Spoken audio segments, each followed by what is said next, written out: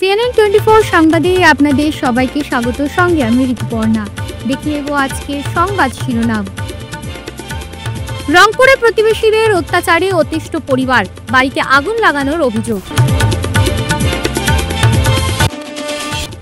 প্রাক্তন কেন্দ্রীয় মন্ত্রী সন্তোষ মোহন দেবের 92তম জন্মদিবস উদযাপন সোসাইটি ফর পলিটিক্যাল অ্যানালাইসিসের। NGOs social worker association of ইন্ডিয়ার আসাম রাজ্যিক চেয়ারম্যান অসীম ও ভাইস চেয়ারম্যান কমরুলকে নিযুক্তি। বিদ্রোহী কবি নজরুল ইসলামের আসাম পদার্পণে শতবর্ষ পূর্তি উপলক্ষে আলোচনা সভা বরাকবঙ্গের। বিভিন্ন কর্মসূচির মধ্য দিয়ে বডফা উপেন্দ্রনাথ ব্রহ্মের জন্মদিন উদযাপন রাধা মাধব কলেজে।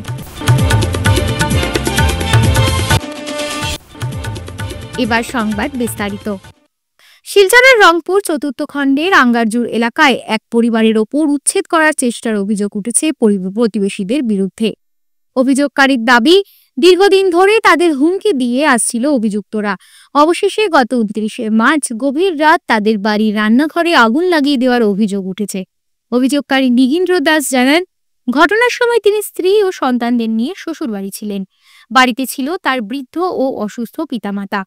রাত আনুমানিক 12টার সময় আগুন লাগানো হয়। স্থানীয় বাসিন্দা সুখেশ দাস প্রথমে ঘটনাটি দেখে চিৎকার করলে অভিযুক্তরা পালিয়ে যায়।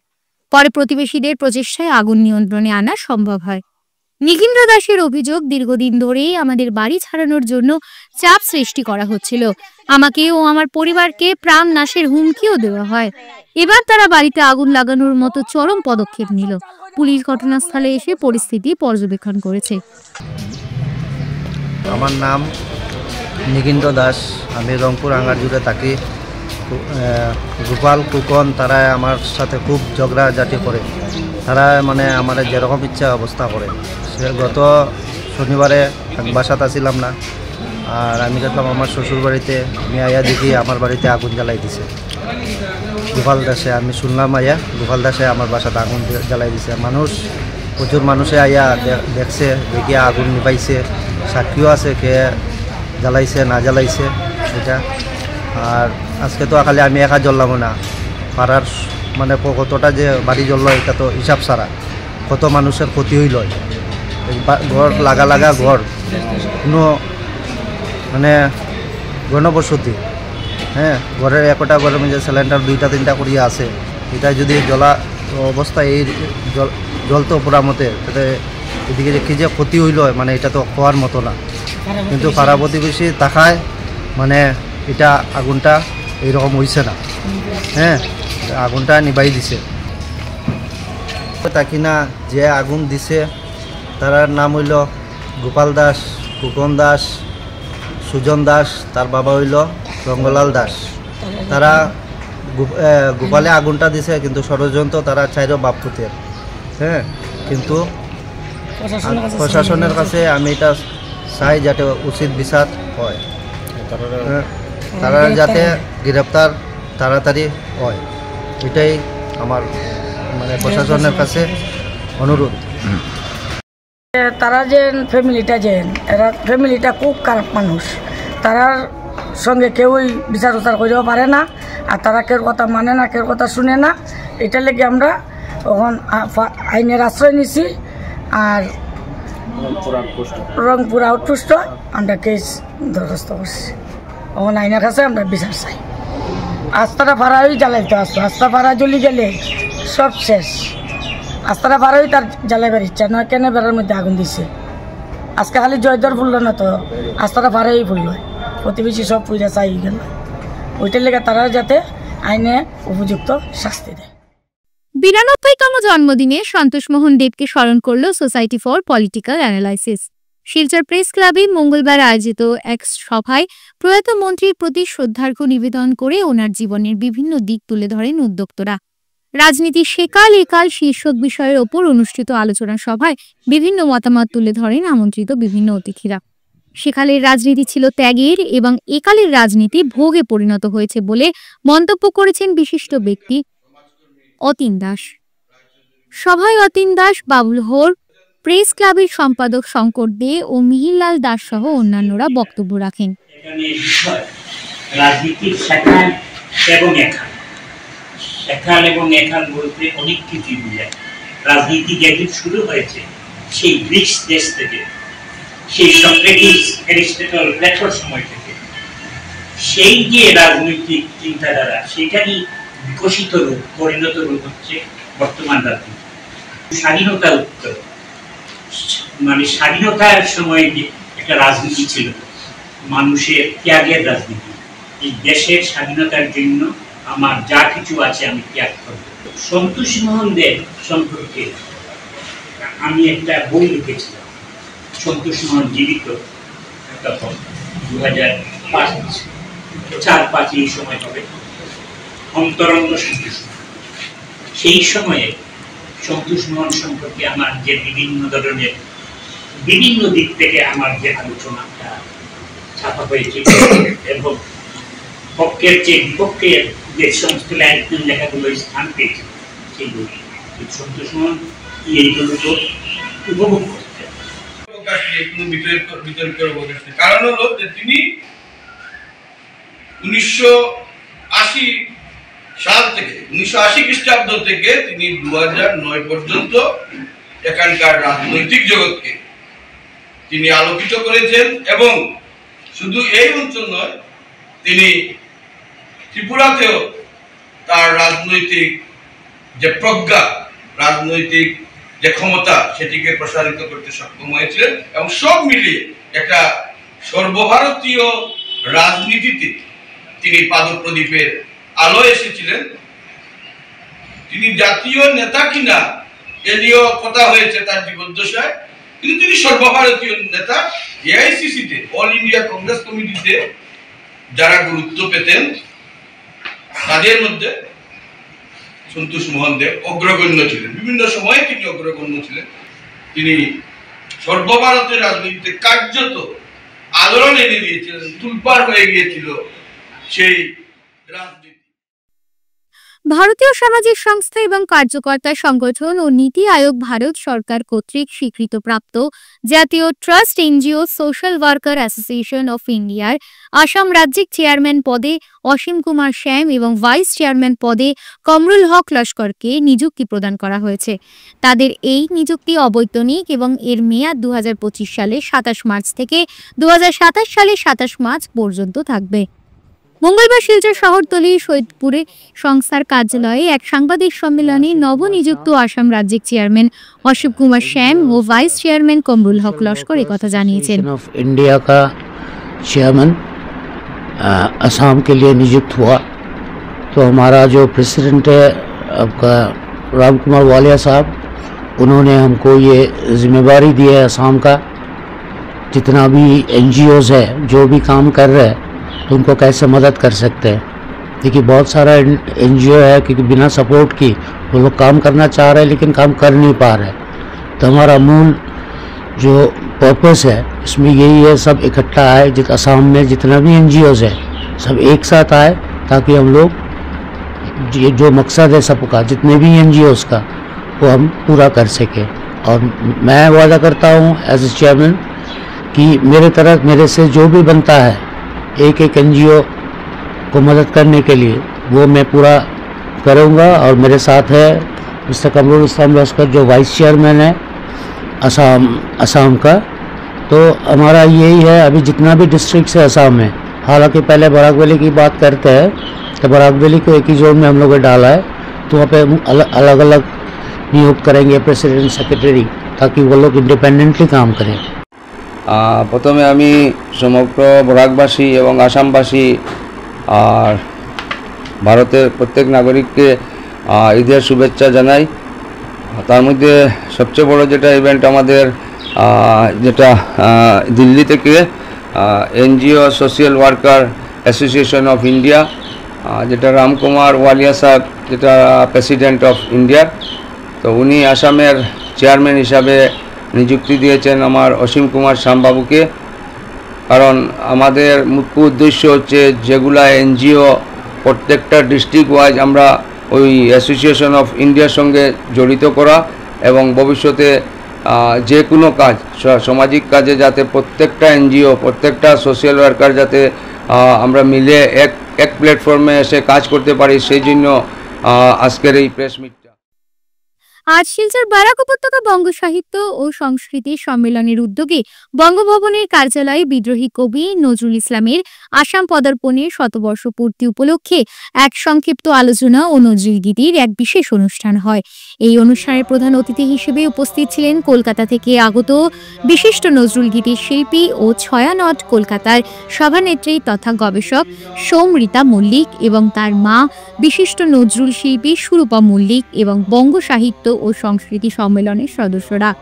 সৌমৃতা মল্লিকের শিলচরে আসার মূল উদ্দেশ্য হল কাজী নজরুল ইসলামের আসামে পদার্পণের শতবর্ষ পূর্তি উপলক্ষে তত্ত্ব সন্ধান ও পুরনো ইতিহাস বিষয়ে অবগত হওয়া।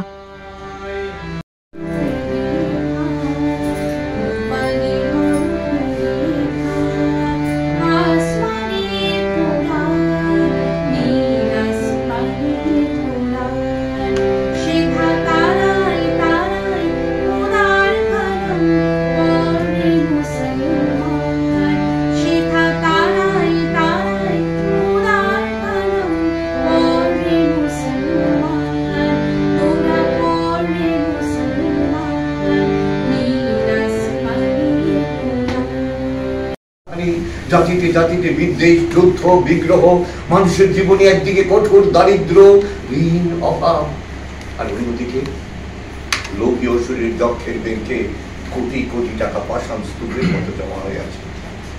এই অসাম্য এই ভেদটা দূর করতে আমি এসেছিলাম। আমার কাব্যে, সঙ্গীতে, কর্মজীবনে অভেদ সুন্দর সাম্যকে প্রতিষ্ঠিত করেছিলাম। আমি যশ চাই না, খ্যাতি চাই না, প্রতিষ্ঠা চাই না, নেতৃত্ব চাই না।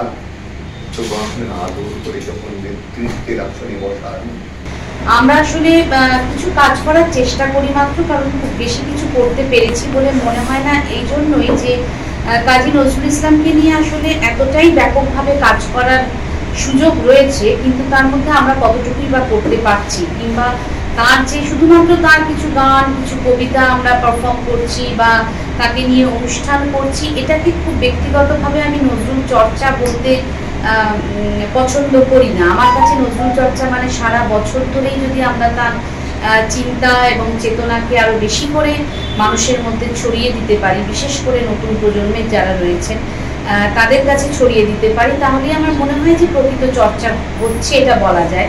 শুধুমাত্র তার জন্মদিনে একটা অনুষ্ঠান করলাম আর তার প্রয়াণ দিবসে তাকে একটু স্মরণ করলাম, এটা খুব একটা অবশ্যই নজরুলকে নিয়ে ভাবা নিঃসন্দেহে, কিন্তু নজরুল চর্চা করছি এই কথাটার একটা বৃহৎ অর্থ রয়েছে এবং সেটার জন্য অনেক বেশি পরিমাণে সারা বছর কার্যক্রমের প্রয়োজন বলে আমাদের মনে হয়।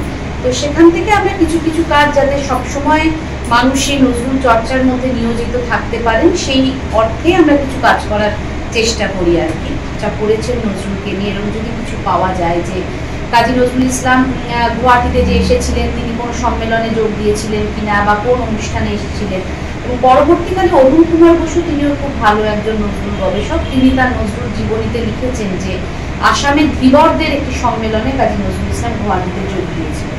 তো সেই সময় সেরকমও কোনো ধীবরদের সম্মেলন হয়েছিল কিনা সেটাও আর কি খুঁজে পাওয়াটা খুব দরকার। তো এইরকম কিছু কিছু তথ্য, কিন্তু সেই তথ্যগুলো আর একটু ডিটেল ইনফরমেশন হলে খুব ভালো হয়, মানে খুব যে কিন্তু প্রত্যেক জীবনী যারা লিখেছেন, যে সমস্ত জীবনী আমরা খুব অথেন্টিক বলে মনে করি, ডক্টর মাধন সেনগুপ্ত তিনিও বলছেন যে হ্যাঁ উনি আসামে গেছিলেন, কিন্তু সেইগুলো আরেকটু বিষয়টা যদি আরেকটু তথ্য নির্ভর হয় তাহলে ভালো হয় আর কি, আরেকটু তথ্য যদি সেই সংক্রান্ত পাওয়া যায়। আসাম সরকারের উচ্চ শিক্ষা বিভাগের নির্দেশ মর্মে মঙ্গলবার শিলচর রাধামাধব কলেজ শিক্ষা বিভাগের উদ্যোগে সদৌ আসাম বড় ছাত্র সংস্থার সভাপতি বড়ফা উপেন্দ্রনাথ ব্রহ্মের ৬৯তম জন্মজয়ন্তী ছাত্র দিবস হিসেবে যথাযোগ্য মর্যাদার সাথে উদযাপন করা হয়। যদিও গতকাল ছিল উপেন্দ্রনাথ ব্রহ্মের জন্মদিন, কিন্তু এদিন সরকারি ছুটি থাকায় অনুষ্ঠান করা সম্ভব হয়নি।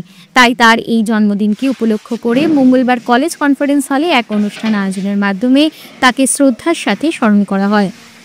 এদিন উপেন্দ্রনাথ ব্রহ্মের প্রতিকৃতিতে পুষ্পার্ঘ্য অর্পণ করে তাকে শ্রদ্ধা জানান কলেজের অধ্যাপক, অধ্যাপিকা, প্রশাসনিক ও লাইব্রেরি কর্মচারী সহ ছাত্রছাত্রীরা। পিছিয়ে পড়া বড় সমাজের সামাজিক, শৈক্ষিক, অর্থনৈতিক উন্নয়নে উপেন্দ্রনাথ ব্রহ্মের অসামান্য অবদানের কথা তুলে ধরে বক্তব্য রাখেন ভারপ্রাপ্ত অধ্যক্ষ ডক্টর অরুন্ধতী দত্ত চৌধুরী সহ অন্যান্যরা। Upendra Brahma, and he is also called Bodo Bhai. In Bodo, guardian of the Bodus. So Upendra Brahma, I don't know much about him, but this much I can say that he was a student leader.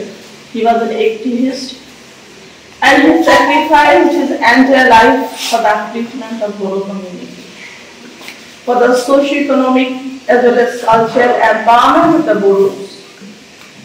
He contributed a lot, and throughout his life he served, sacrificed, and he contributed immensely for the liberation of this community, not in political sense, but from the context of social and cultural perspective. And so Assam government had decided to pay homage to this leader of Bodo community, Upendranath Brahma, by commemorating his birthday as Chhatri Diwas.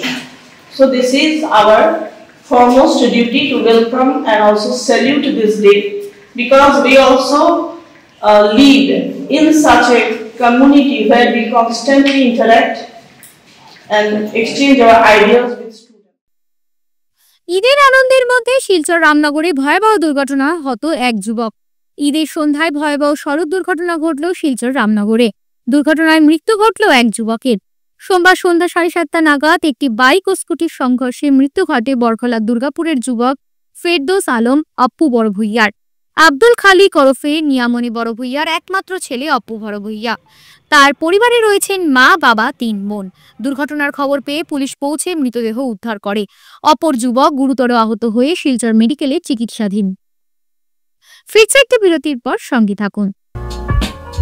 Dear parents, students and well-wishers, you all know Vivekananda Senior Secondary School, also known as Vivekananda Junior College, was established in 2003 at Chenkuri Road, Silchar, pin code 788007, having science, arts, commerce streams. Every year in HS examination, our students have been passing out with positions, distinctions, star marks, and huge numbers of letters. In degree unit, we have Encipal Memorial Degree College, which was established in 2010 and affiliated under Assam University. Both of our institutions have been guided gracefully by the experienced and qualified faculties in well infrastructure, environmental friendly institution. Gracewell hospital, Meherpur, Silchar. এখানে আপনারা পাবেন dialysis, endoscopy, sonography, echocardiography, এক্স-রের মতো বিশেষ সুবিধে। উন্নত মানের ডাক্তারি পরিষেবার পাশাপাশি পাবেন আইসিইউ, এনআইসিইউ, ইনডোর, আউটডোর এবং যে কোনো রকম সার্জারি অত্যন্ত সুলভ মূল্যে এবং অত্যাধুনিক মানের। গ্রেসওয়েল হসপিটাল বিভিন্ন ধরনের চিকিৎসা পরিষেবার পাশাপাশি এখানে আপনারা পাবেন বন্ধ্যাত্ব কাটিয়ে মাতৃত্ব এবং পিতৃত্বের আশ্বাস। আপনার সুস্থ জীবনের লক্ষ্যে সর্বদা কাজ করে চলেছে গ্রেসওয়েল হসপিটালের সদস্যবৃন্দ। ঠিকানা গ্রেসওয়েল হসপিটাল, মেহেরপুর, শিলচর 788015। আপনার সুস্থ এবং মঙ্গলময় জীবন কামনা করি আমরা। গ্রেসওয়েল হসপিটাল। ফিরে এলাম বিরতির পর। শ্রীভূমিতে বাসন্তী পুজো উপলক্ষে প্রতিমা নির্মাণে মৃৎশিল্পীরা ব্যস্ত। মৃৎশিল্পীদের ব্যস্ততা শেষ নেই। সামনেই বাসন্তী পুজো, মায়ের পুজো। হয়তো কেউ প্রতিমা নির্মাণে হাত চালিয়ে যাচ্ছেন, অন্য কেউ বা তুলির টানে। শ্রীভূমিতে এবার অনেক বাসন্তী পুজোর আয়োজন করা হয়েছে। শহরের সুভাষ রোড স্থিত বিক্রমপুর শিল্পালয়ের স্বত্বাধিকারী উল্লেখ করেন, করিমগঞ্জের নাম পাল্টে শ্রীভূমি হওয়াতে বাসন্তী মায়ের পুজো অনেকটা বৃদ্ধি পেয়েছে। এর জন্য রাজ্যের মুখ্যমন্ত্রীর প্রতি কৃতজ্ঞতা জ্ঞাপন করেন শিল্পালয় স্বত্বাধিকারী রাধা বল্লভ পাল।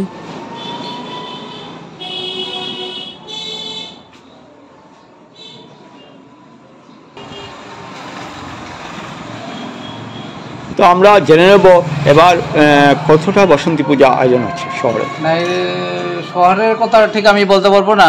আমি আমার সে মূর্তির দোকানের যে সেটা বলতে পারবো। আমার কাছে 15খানা বাসন্তী হয়েছে। আশা করা যায় যে শ্রীভূমির নাম দিয়েছে আমাদের মুখ্যমন্ত্রী হেমন্ত বিশ্ব শর্মা, তাকে আমি অসংখ্য ধন্যবাদ জানাই। জানি না, মনে হয় মা বাসন্তীর কৃপায় শ্রীভূমি নাম দেওয়াতে এবার করিমগঞ্জ ডিস্ট্রিক্টে অনেক পূজা বেড়েছে। এটা নামের গুণেও হতে পারে অথবা মুখ্যমন্ত্রীর গুণেও হতে পারে। তার জন্য আমার অসংখ্য ধন্যবাদ মুখ্যমন্ত্রীর কাছে। সবচেয়ে ব্যয়বহুল প্রতিমা আছে কিনা এখানে, মানে আমাদের বেশি দামের? হ্যাঁ, আমাদের করিমগঞ্জে টাউন কালীবাড়ি বাসন্তী পূজা হচ্ছে। এটা বহুত আগের, এখনও হচ্ছে, এবারও হবে। আর নতুন কোনো কোথায় হচ্ছে কিনা? নতুন করে অনেক পূজা বেড়েছে, অনেক মানসিক আছে, অনেক প্রতিষ্ঠান জায়গায়ও আছে, সব মিলিয়ে আর কি। কতজন কারিগর কাজ করছেন আপনার? আমাদের এখানে 3 জন কাজ করছে। দিন রাত কাজ করছে? হ্যাঁ, দিন রাত কাজ করছি মায়ের মা বাসন্তীর।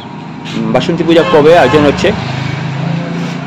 বাসন্তী পূজা তো আপনার এপ্রিল থেকে শুরু। প্রাক্তন কেন্দ্রীয় মন্ত্রী প্রয়াত সন্তোষ মোহন দেবের 92তম জন্মদিন উদযাপন সোশিও কালচারাল ও স্পোর্টস ডেভেলপমেন্ট ট্রাস্টের তরফে। দেখুন সবিশেষ। বিভিন্ন কার্যসূচির মাধ্যমে প্রাক্তন কেন্দ্রীয় মন্ত্রী প্রয়াত সন্তোষ মোহন দেবের 92তম জন্মদিন পালন করা হয় শিলচরে। এদিন সোশিও কালচারাল ও স্পোর্টস ডেভেলপমেন্ট ট্রাস্টের তরফে শিলচর রাজীব ভবনের পাশে থাকা প্রয়াত সন্তোষ মোহন দেবের আবক্ষ মূর্তিতে পুষ্পার্ঘ্য ও মাল্যদানের মাধ্যমে শ্রদ্ধার্ঘ্য নিবেদন করেন ট্রাস্টের কর্মকর্তারা। তারা জানান, সন্তোষ মোহন দেব উনার রাজনৈতিক জীবনে দেশ ও সমাজের উন্নতি সাধনে বিশেষ অবদান রেখে গেছেন। ক্রীড়া জগতেও উনার কৃতিত্ব ছিল অপরিসীম। এদিকে শিলচর জেলা কংগ্রেস কমিটির তরফেও মঙ্গলবার প্রয়াত সন্তোষ মোহন দেবের 92তম জন্মদিনে শ্রদ্ধাঞ্জলি নিবেদন করা হয়। দলের তরফে উনার আবক্ষ মূর্তিতে পুষ্পার্ঘ্য ও মাল্যদানের মাধ্যমে গভীর শ্রদ্ধা নিবেদন করার পাশাপাশি প্রয়াত দেবের জীবনের বিভিন্ন দিক এদিন আলোচনা করেছেন দলের কর্মকর্তারা। আজকে প্রয়াত নেতা সন্তোষ মোহন দেবের 92তম জন্মদিন উপলক্ষে শিলচর জেলা কংগ্রেস শ্রদ্ধার সহিত আমরা ওনাকে স্মরণ করি। সন্তোষ মোহন দেব শিলচর থেকে বরাক উপত্যকায় উনি যেভাবে নেতৃত্ব দিয়েছিলেন, শিলচরকে ভারতবর্ষের বুকে যে ব্যক্তি পরিচয় করে দিয়েছিলেন সেই ব্যক্তি হল সন্তোষ মোহন দেব। আজকে ওনার মৃত্যুতে আমরা সমগ্র বরাক উপত্যকাবাসী এক অপূরণীয় ক্ষতি হয়েছে। আমরা আজকে শিলচর জেলা কংগ্রেস বিভিন্ন কার্যসূচির মাধ্যমে ওনার জন্মদিন আমরা পালন করেছি, ওনাকে আমরা শ্রদ্ধার সহিত স্মরণ করেছি। আগামী দিনে ওনার যে চিন্তাধারা, সেই চিন্তাধারাকে আগামী দিনে শিলচর জেলা কংগ্রেস বহন করে নিয়ে যাবে। এই লক্ষ্য নিয়ে ওনাকে আমরা চিরজীবন শ্রদ্ধার সহিত আমরা স্মরণ করে ওনার দেখানো পথ দিয়ে আমরা এগিয়ে। কাটিগড়ায় পুত্রের হাতে অমানবিক নির্যাতনের শিকার মা, স্ত্রী এবং এক কোলের শিশু সহ 3 সন্তান। দেখুন সবিশেষ। কাঠিগড়া সমষ্টির রাজ্যেশ্বরপুরের বাসিন্দা রূপম বৈষ্ণবের হাতে অমানবিক নির্যাতনের শিকার তার মা বিমলা বৈষ্ণব, স্ত্রী যোগমায়া বৈষ্ণব এবং এক কোলের শিশু সহ 3 সন্তান। গতকাল দুপুরে কালাইন থেকে বাড়ি ফিরে স্ত্রী ও পরিবারের সদস্যদের অকথ্য ভাষায় গালিগালাজ করতে শুরু করে রূপম। এক পর্যায়ে স্ত্রী ও শিশু সন্তানদের মারধর করে, যার ফলে তাদের শরীর ও মাথায় গুরুতর আঘাত লাগে। এরপর ধারালো অস্ত্র নিয়ে হামলা চালাতে গেলে রূপমের মা বিমলা বৈষ্ণব বাধা দেন। ছেলের হাত থেকে ধারালো অস্ত্র ছিনিয়ে নিতে গিয়ে নিজেই ছেলের হাতে গুরুতর জখম হন তিনি। কোনো মতে ছেলের বউ ও নাতি নাতনিদের নিয়ে পালিয়ে গিয়ে বিমলা বৈষ্ণব সাহায্য চান মহিলা সুরক্ষা সমিতির সভানেত্রী জমিলা বেগমের কাছে। পরে জমিলা বেগমকে সঙ্গে নিয়ে কালাইন থানায় ছেলের বিরুদ্ধে মামলা দায়ের করেন এবং বিমলা বৈষ্ণব কঠোর আইনি পদক্ষেপের দাবি জানান। বর্তমানে পুত্রবধূ এবং নাতি নাতনিদের নিয়ে চরম নিরাপত্তাহীনতায় ভুগছেন অসহায় বিমলা বৈষ্ণব। ঘটনা কিচ্ছু না, হ্যাঁ তো ঘর থেকে গেল আমার ছেলে রূপম বৈষ্ণব ঘর থেকে গেছে বালাবালি আইসে তো সাজিয়ে আইসে আর তো উপায় নাই তো বউরে আমি একটু বাইরে আসলাম বউরে বাচ্চাটিরে খুব মারপিট করে আমি খবর পাইয়া দৌড়াইয়া আইসি করো আবার পরে তো আমারও আর নিস্তার নাই বউরে টানিয়া বার করিয়া দিলার বাবার বাড়ি যাইতো গিয়ে আমি সে বাবার বাড়ি খেনে যাইতো ওইখানে তাই খাইব থাকবো না তাইলে আমিও যাইতাম গিয়ে মানে নানান উপদ্রব এটা প্রায় দিনও ওরকম করতে একটা দুইটা দিন বালা যায় বউটাই বহুত অত্যাচার সহ্য করিয়া আছে আমি তো বউটারে বাঁচানি যাই তো আমার উপরে পরে কি তা জানি গাড়ির একটা কি আসিল তার হাতে ওটা দিয়া বউরে মারেন আমি টানাটানি করছি কইতেও আমার লইয়া মারি দিছে ধাক্কা মারিয়া বলে বলাইছে তো ছোট বাচ্চাটার কপাল উপাল ফুলা আছে শ্রমিক সংগঠন AIUTUC এর সর্বভারতীয় কমিটির আহ্বানে শিলচর শহীদ ক্ষুদিরাম মূর্তির পাদদেশে বিক্ষোভ প্রদর্শন দেখুন সবিশেষ আজ শ্রমিক সংগঠন AIUTUC এর সর্বভারতীয় কমিটির আহ্বানে ইউনিফাইড পেনশন স্কিম বাতিল করে পুরনো পেনশন স্কিম পুনরায় চালুর দাবিতে সারা দেশের সংগতি রেখে শিলচরের শহীদ ক্ষুদিরাম মূর্তির পাদদেশে বিক্ষোভ প্রদর্শন করে সংগঠনের কাছাড় জেলা কমিটি এদিন বেলা 11:30টায় ক্ষুদিরাম মূর্তির সামনে সংগঠনের জেলা কমিটির সদস্যরা উপস্থিত হয়ে শ্রমিক কর্মচারী বিরোধী ইউনিফাইড পেনশন স্কিম বাতিল করো ওল্ড পেনশন স্কিম পুনরায় চালু করো ইত্যাদি স্লোগান দিতে থাকেন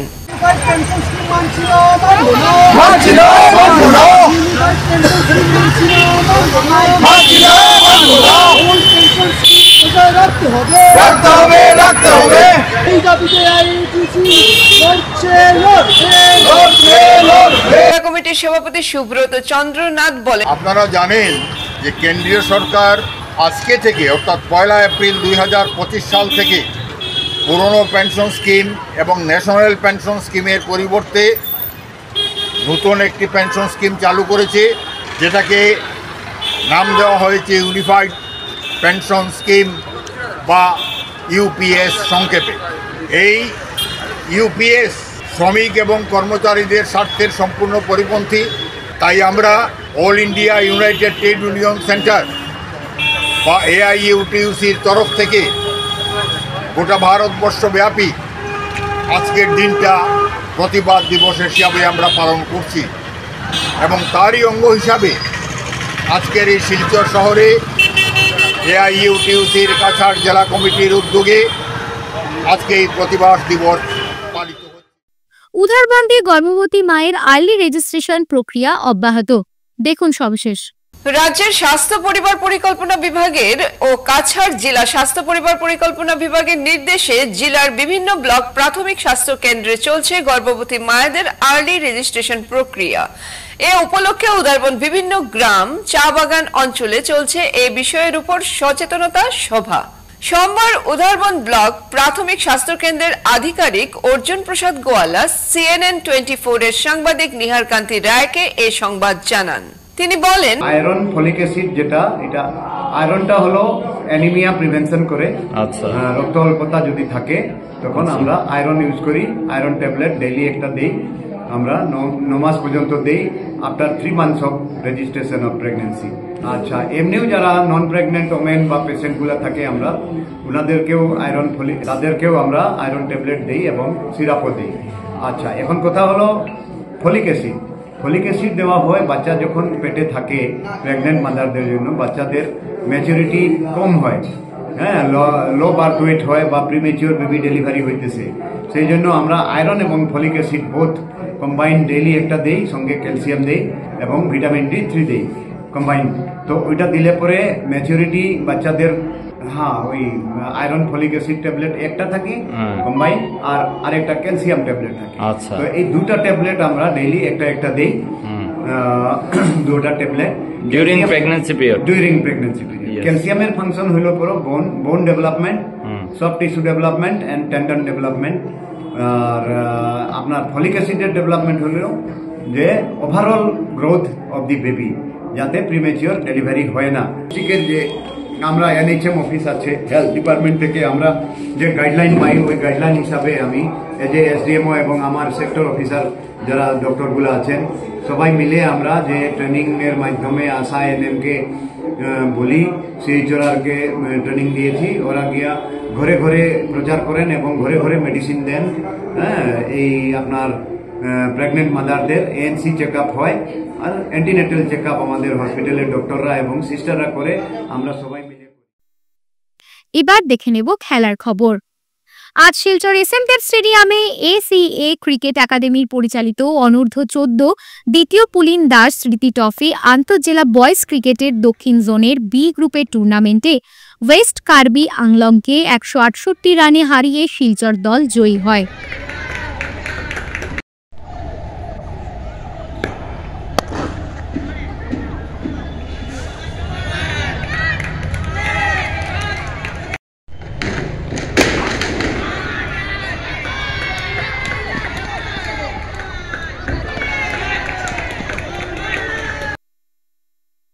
আপনাদের সবার সুস্বাস্থ্য কামনা করি আজকে CNN 24 সংবাদ এখানেই শেষ করছি। নমস্কার।